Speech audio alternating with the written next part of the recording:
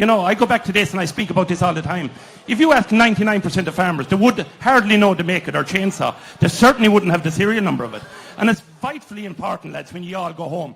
Take down the make, model and number of every piece of equipment. And lads, one more thing that I find very astonishing is fellas would have thousands of euros worth of machinery in a shed, tools, that have a lock that they bought maybe in Aldi for $2.99 on the door. It's no good, lads.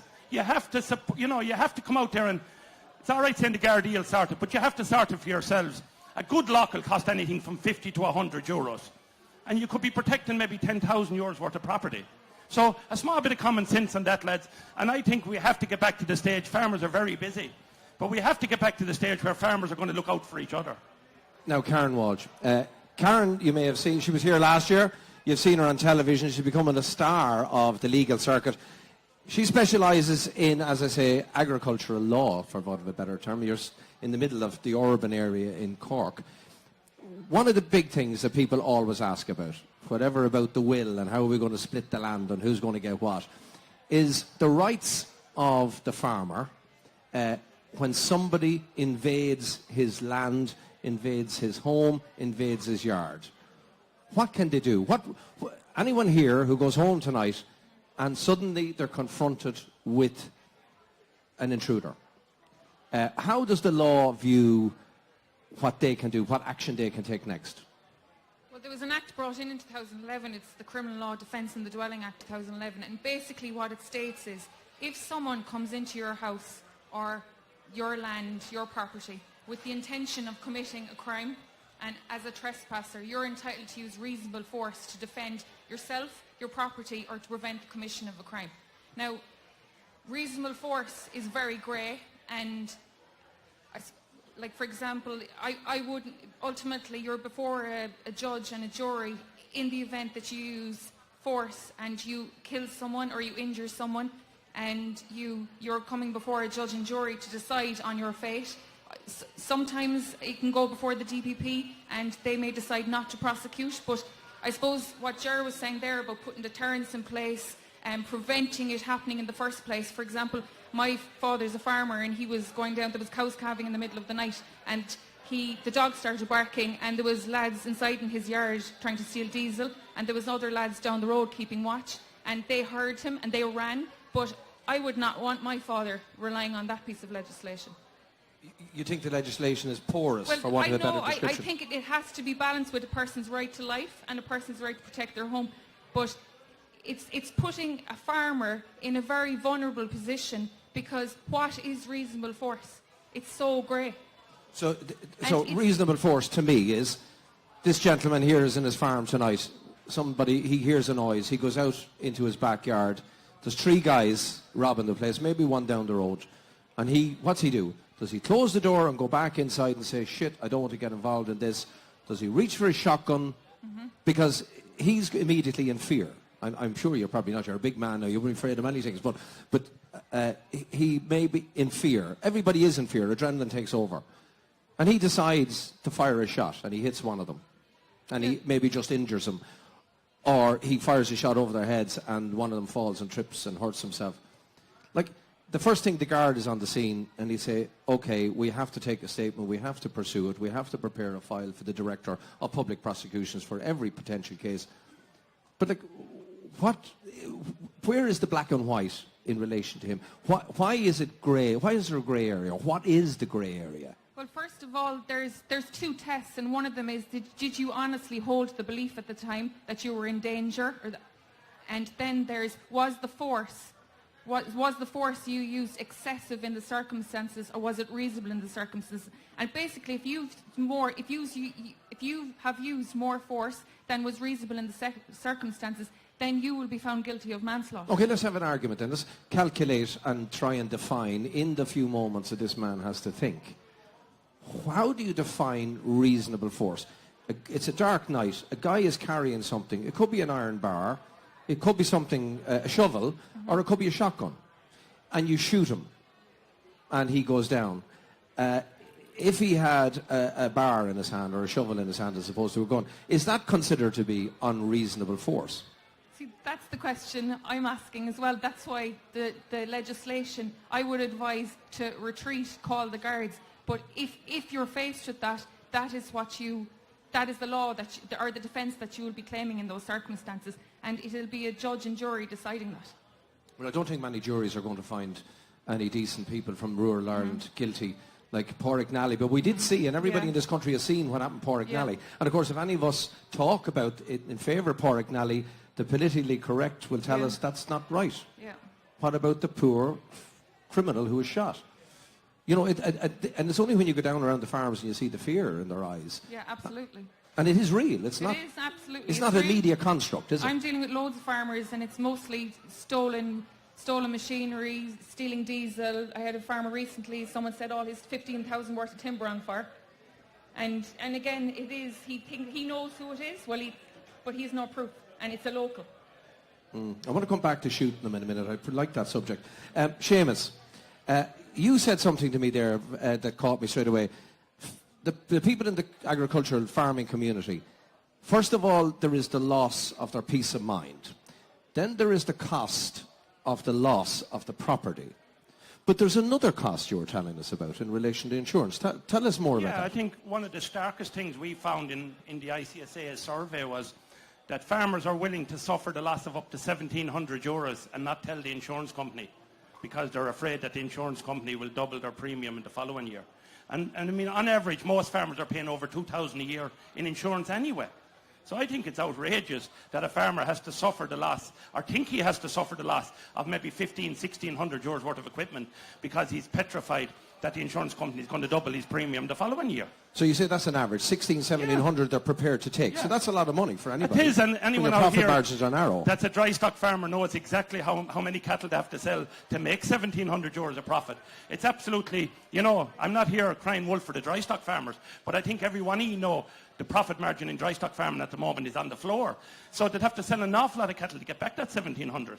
So, okay, they take €5,000 worth of property. Yeah. You have to claim it on the insurance. What's that farmer's and that victim's experience the next year when he or she goes to renew their policy? Well, I mean, 99% of people will get a heart attack when they open the premium the following year because it could have doubled. Because they're victimised in the double. Yeah, and I mean, it's outrageous. Like, as I say already, you work hard to buy this stuff. You work hard to buy the chainsaw. You work very hard to buy the welder. Let it be a quad bike. Let it be whatever. Somebody comes and takes it. If you claim your insurance back, you're going to have to pay on the double the following year anyway. So as far as I can see, it's a lose-lose situation. So they talk about the squeezed middle. You're squeezed in the middle of the agricultural Well, I mean, world. I suppose most dry stock farmers will tell you with the factory situation at the moment, they're squeezed with the cattle anyway. So let's face it, it's just, but we have to do something about it. Ger, what do you think? I think I came across a case last year of a neighbour who had an incident. It didn't lead to, they tried to break into a tool shed, and the insurance man was out having a look at it, doing the assessment for the year. And when they did the valuation on all the equipment in the shed, it had been built up over 20 years, bought a chainsaw, an angle grinder another year, a welder another year. But to replace it all, if it all went, the 25,000 of cover was required. That was he'd never, over 20 years, but when it was all gone. But I think the issue here is, first of all, to make sure you're bloody well insured. That was the first lesson from that you're actually covered. I think the second space where you have to be, and we do a lot of work with FBD in this, for example, is in the whole prevention area. And there should be a reward then. So for people that mark the property, all this, I think if we all came together, well, what can we do to minimise the risk ourselves, first of all? And that should be a benefit on the policy. Then, when you're making, it's like being a safe driver, years without no claims. Well, not quite the same thing, but you know the point. The point I'm trying to make. So you're talking about a codified system whereby you qualify, say, for like a quality standard. Well, I think we can help somebody one comes another. and inspects your property and say you have done everything in your power to secure your property. Absolutely. And so you're given some kind of certificate. And that should be or grading. recognised and rewarded in your premium. But come back here. But I just want to go back. Is there any progress in that? Because that makes sense. Yes, it does make sense. Has there been progress in it, though? Yeah, we're working on it, and we're lobbying for that. We're lobbying in a couple of areas. Obviously, look, insurance is a very, very tricky area. You know, a lot of fly-by-nights came into it, and you see that's the main reason our premiums are twice what they are, was because people came into it that were cowboys and nearly broke the country at the same time, and we're all going to pay for it. We saw it in PMPA many years ago, and we're seeing it again after Quinn. So let's be straight about that as well. But come back to the issue of, like, the obvious issue is to put a stop to this and face it down, so to speak. And in the areas, one of the things that we're doing, like, I know people say we can't go back to the way we were, Seamus, and I appreciate that, and you're right. But there's a lot to be said for the Garda presence on patrol, not sitting on a desk, but on patrol, visible and able to respond. And you know there's been significant investment there now in higher powered equipment and all the rest of it. It was about bloody time, wasn't it? Yeah, absolutely. And we were left out. But at least the campaigning over the last 3 years, we've seen some response. In a minute we'll ask our audience, because I like doing straw polls, because to hear what you guys think on the ground, what you see. But I just wanted to talk about something we're doing, right? With the Gardaí, at our branch AGMs, we have about 950 branches in every parish in Ireland, right? So last year what we did, and our branch AGMs tend to be in November, we got the new crime prevention officers that have been appointed in every county and the local guard in to create that connection between the local person that's an activist in IFA or ICSA or anywhere else is going to be involved in their community as well. So to create that connection and that link. And one of the policies that we're working on at the moment is that the individual guard would be responsible for the area that he's in. He would know the houses, know the people that are there, the old-fashioned police, build up a bank of knowledge, you know, about, and be talking to him regularly about what's going on, that information flow both ways. And a person responsible, a guard responsible for a dedicated block of a parish or whatever it is. And that's something we're working on at the moment. But there's a big problem with that, though, John. There's a major problem with that.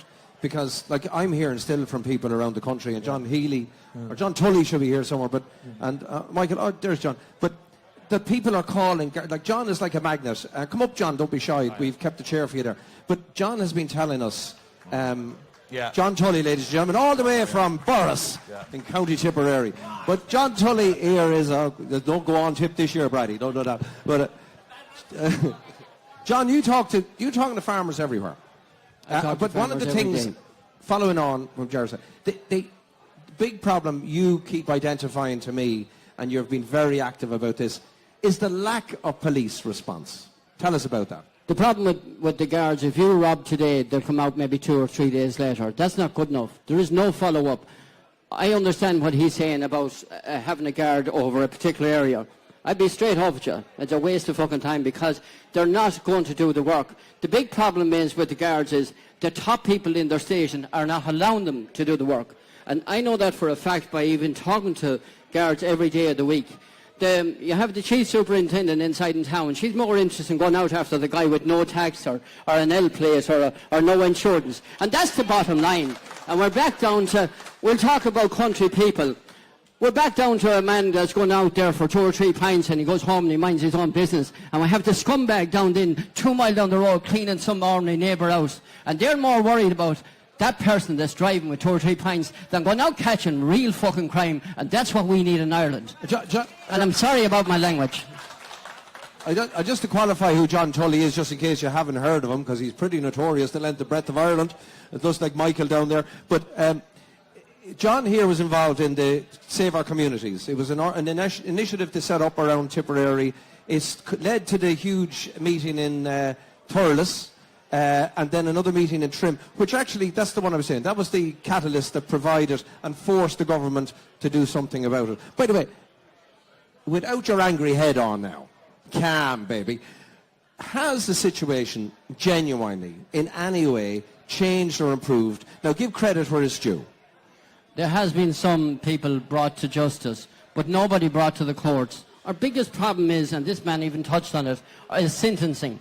We have an electronic system that was tagging system that brought in over 1.5 years ago by Francis Fitzgerald, and not one person has been tagged. Now we go back to one little instance. There was a place just outside Thurles last January was raided. There was over €500,000 worth of product in that shed. There was another €500,000 that these boys claimed that they had receipts for.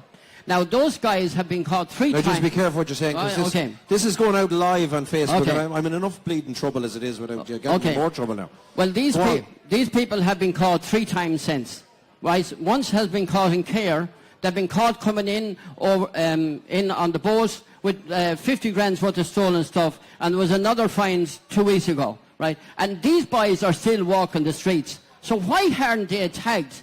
Like, I mean, the bottom line is, I can give you an instance, and we won't go into too much detail, but this particular site outside Thurles, there has been 6 vans a week taking product out of Ireland and straight across the waters.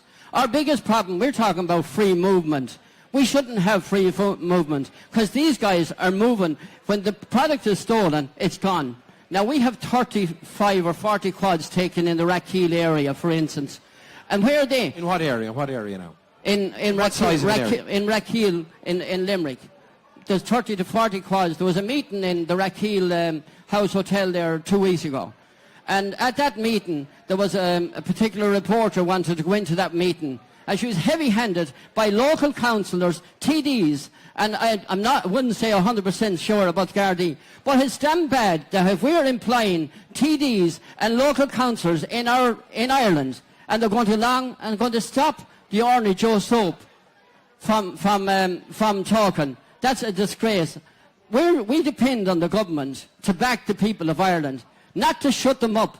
And the sooner we start talking, the better, because these guys are going to stay, Robin. I'll just clarify one thing, Paul.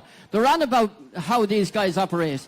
These guys operate in vans, and they operate in vans that's disguised as road maintenance, or they'll have a different venue on the van nearly every night, but 90% of it is road maintenance, and that's where we want to look at. Every van that's on your road, lads, you need to take the numbers down. You need to look at it. Don't even think, oh God, I think he's okay. He's not okay. You need to look at every inch of this area. And another thing, there's farmers, you're hiring people. I genuinely think today, any man that goes onto a man's farm today to work, to drive in for milk, I don't care what it is, he needs to be vetted. There was a man below in Kerry 2 months ago. He has 2 quads taken. This man has no knees, basically. He can't walk. And he went along, he bought a quad for 2,500. He went to buy another one 3 weeks later for 7,000, and he had it 5 days. Now, I think that's a joke. Okay. And there's not many people was in on his farm. Now you can see why John Tully isn't given a shotgun. But anyway, the voice, don't get me in trouble now. Karen, go back to Karen, the legal voice here, the legal voice of reason. First of all, you're on the cutting edge. You're a lawyer, so you're our legal brain here. Why is tagging such a difficult thing to get off the ground? People have cited to me issues in relation to law, and other people have said, well, the government will always tell you it's no good and it's not useful because they don't want to pay for it. What do you think? What is the law in relation to that? Well, it has been brought in, but it's not being used, and I think maybe it's just, I think there's a cost to it, obviously, and it would be a huge deterrent to prevent people committing crimes, especially repeat offenders. And I suppose that's what I was talking about earlier about the legislation, that there isn't enough deterrence, because if a homeowner shouldn't be put in a position where he's forced to defend his life, defend his property, and it comes down to that they shouldn't be put in that position. That needs to be more deterrence, including tagging, sentencing, guard of presence, and just generally deterrence, because as I said, that piece of legislation, it's very welcome and it's helpful, but it doesn't offer full protection for a farmer. Now, Karen, I want to ask you something as well, and I want to ask you just purely, I know you're here because you represent the farming community, but as I say, you're our only legal brain here who really knows what you're talking about. When it comes to law, gentlemen, only when it comes to the law, explain to the people here why a guy is caught breaking into a house here. How are you, Pat? Guy's caught breaking into a house. Him and 2 other guys, they've been in 5 or 6 other houses, and there's stuff found from all of them. They've a rap sheet the length of your arm. What the people here don't understand is that when Johnny and his mates are nicked, the police do their job, they catch them, they bring them up to Mountjoy, they're arraigned, they refuse bail initially in the district court. How come in 9 times out of 10 those guys ultimately get bail? I think it's precedent. That's the biggest thing. It's like the status quo. And that needs to change. The judges' mentalities, the judicial system, that needs to change. And ultimately, again, it comes down to money. But the people of Ireland, we had a number of referenda, and the people of Ireland voted. I think I voted 3 or 4 times in the time I can remember as an adult for tightening of the bail laws. And still I see these guys, and I keep hearing from people all over the country saying, your man's out again. So is it a case that the judiciary are disrespecting the view of the public? If they've tightened up the laws, and the legislator has duly then tightened up the laws on bail, and they still can't get bail, ultimately a judge will go 4 or 5 hurdles and then he'll stop and he'll let them out eventually. It's like a war of attrition. I don't think that they're disrespecting the view of the public, but to a certain extent they're going with what has the history in previous, and just something there needs to be a dramatic change with the way they deal with that going forward, and that the status quo really needs to change. But ultimately for bail as well, it's the cost of keeping all these criminals until their trial date. Okay. And that's a big So problem. they go out and rob other people, I know. Yeah. That's right. So just trying to get an explanation for you guys. We'll talk to you all in a minute. Seamus, you wanted to say something there earlier, being bounced up and down, trying to get back in there. Yeah, just it's a sad day when the people of rural Ireland, not alone now have we to work, as you say, 7 days a week, all day, but now we're expected to mind our own properties. We're not expected to hurt the fellas that come in. I mean, you take it even tagging. This man spoke about tagging. Every farm animal on your farm or my farm is tagged. You can't move that animal to your neighbour even without permission from the department, in writing. You have to apply for all these things. And yet these guys are going around with hundreds, some of them with hundreds of... So you're saying that cattle are better policed than criminals? Absolutely. I mean, you cannot move an animal from my farm to your farm without permission. I mean, you know... You never saw the head of a cow on a wanted poster anywhere, did you? Have you seen this cow? But they all look the same to me anyway. And I mean, let's call it as it is here. The farmer is being expected to carry the can here all the time. It's up to us to police our own farms. It's up to us to mind our own property. And it's up to us, if it's stolen, to replace it ourselves. And a lot of the ordinary people out there are sick of it. They're absolutely sick of it. And you go around to any country, any village in Ireland and ask the people, and they'll tell you they're absolutely sick to the teeth of carrying the can. Michael G., and it was great to see you. Michael, you are involved. I know this because you dragged me down in the middle of March to walk through a bog on a sponsored walk. You're from down the road here. But you tell us, first of all, why you had that fundraising walk and what your community is doing to stop the problem of crime. Thanks, Paul, and again, thanks for coming out to help us with that particular walk. This was a walk which we were trying to generate funds to put in place a CCTV system in our own area around South East, where I am, Woodbridge Community Alert, where I am just outside Ballycolin, and between Ballycolin and Cullinan, and down our rural area there. And there is, I suppose, a little bit of a move in more recent times and it was ignored until the thing was put on the agenda again, that CCTV systems were a very, very important part. But communities weren't being helped in putting them in place. They had to put their shoulder to the wheel entirely themselves to put that funds in place. There is, I do believe, through the Department of Justice now a scheme which I believe is masked in more and more red tape, if you want to call it so again, but at least it is there. And you know, I do believe that those CCTV systems and cameras are probably a deterrent right enough. They are a lot of work, and really you have to go through the hoops because you do get no real help from the authorities, the local authorities, which, you know, with planning permission and so forth, it is a 2-year process from the time you make the application. And how far on are you now? Well, I suppose we are a year through the process, but we still don't see the end of the line. As So you're saying there's going to be another walk? Yeah, well, absolutely, and I would have hoped. Actually, we did put a time, and at one particular time, Moynton and Tira had their AGM in our own village recently. I want to ask you, the audience, a few questions now, and we're going to ask you for your opinions and things. Ger, I'm going to be a bit of a demon here and drop a bomb on you, but your visceral reaction to this proposal.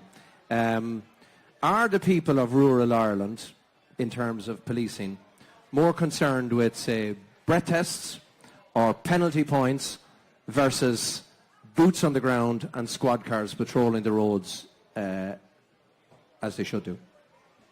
I think this is an issue for the Gardaí. No, but what about what is the view of your people that you represent? Yeah, those are serious issues, no question, right? But for the Gardaí, the old relationship that used to be there in the times where we talk about was there was trust there. People trusted the Gardaí, they liked to see them around, and the Gardaí had discretion and used the discretion wisely in most cases, knowing the ordinary decent person going about their business. Everything mightn't be 100% all the time. It's no different anywhere else. And to distinguish them from the go-by, the people that were causing that have been referred to here, it's that element, and that's where, go back to the point I was making earlier, the Gardaí with the local knowledge. We had a guard I'm from the same village as Michael, right? And we had a guard station there, and we had a guard in it for many a year, and there's a lot of young lads in it that were very glad to get a clip in the ear for him at the right time before that. There's just something else I wanted to refer to when you were talking about the legislation to Karen. There's another area that's a problem that needs to be looked at, and that's the law of trespass before you ever get to where you are. So you have a lot of boys That's going a around. porous sort of law. I've heard about farmers having trouble with that before, and it's very, very difficult to prove. Isn't that right, Karen? Yeah. In relation to personal injury and trespass? Trespass. No, Trespass. just for a second. We have a lot of people that are coming onto our lands with lurchers and all this. Moria pursuing a country sport, but in reality casing places and can't actually be charged with an offence at that stage. So when a Gardaí or a farmer rings the guards and says there's a bunch of boys out on Sunday evening here with dogs, there's no offence on which to charge them, even though they're on your property without your permission. That's a point. If we had stronger legislation This is the process of lamping, as they call it. Yeah, one of it. But if the Gardaí can actually charge those people with trespass, now we'd law there at that stage, and not have the farmer being threatened to get his shed burnt down for reporting them, that would be a help. Okay, we've got a microphone here. We've got my producer here. Believe it or not, we actually have a producer. It's a bit like RTE, only a poor man's RTE. I want to. This man wants to say something, but can I just ask you for a show of hands? First of all, and I don't want to be sort of like provocative here or anything like that. How many of you would be in favour of a farmer shooting an intruder on his property? Put the hands up a bit higher. You're all shot. Pat, you're cheating. You put up 2 hands. I caught you. Double barrel vote. Well, I think that's about 50%, is it? More than 50%. The IFA are better at counting hands than me. How many of you would say you would consider it wrong to shoot an intruder on your property? 2 guys. 2, 3, 4. Okay, that's good. Another question that I'm perplexed by, because the people in the media, fellas like me, and we're on radio stations and everything, and we work in the bubble that is the big city. So let me ask you a question as well, and all the furore there was in relation to the penalty points, particularly the breath test, the false breath test and stuff like that. What concerns you more? Or how do I word this? Okay, in the wake of the breath test issue and the Garda Commissioner and all that, do you still have faith in your local cops? Is it because, just a couple of questions. Is it because of the breath test issue? Is it because of the lack of investigation into crime in your area? Let me show your hand. Show me your hands. Show me your hands. Yes. So the reason you've lost faith in the guards, which is unanimous, is because of the lack of activity from the police in relation to crime. Is that right? Okay. That's pretty extraordinary.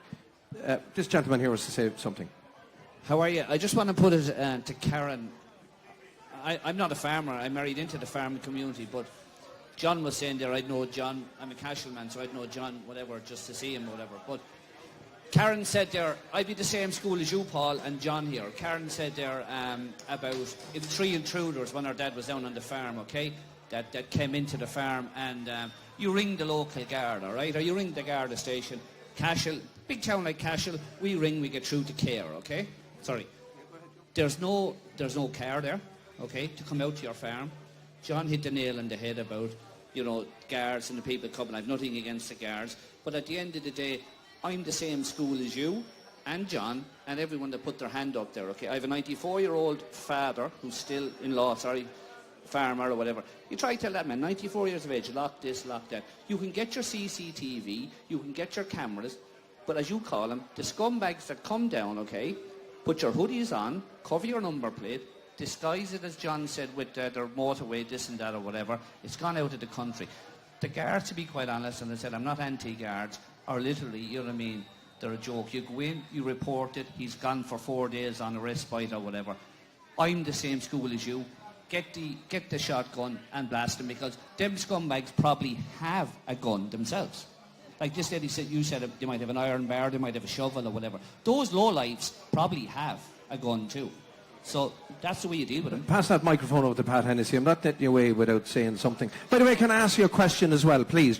We're just trying to get a feel and an understanding of this, and somebody might actually listen to us. How many of you, just show of hands, how many of you have been a victim of crime or know somebody who has been a victim of crime? Now, I'm going to trust the IFA man who's used to counting hands. Can you show me your hands again? I want to count. About 50%? A little bit more than 50%, I would say. Okay. Pat Hennessy, you have the floor. Laois, IFA man extraordinaire, crime fighter extraordinaire. How are things in your county now? And how is our friend Paul? Do you remember he highlighted the appalling stuff that happened to him? I suppose, just as you mentioned, Paul, I'll just briefly tell you Paul's situation. He was robbed one night, and there was snow that night. And Paul came in late, and from out doing on an out farm looking at cows, and went to bed. And he came back out at 6 o'clock again to look at the cows, and it had snowed in the meantime. But Paul noticed his shed door had been pushed in, and he saw all his tools were gone.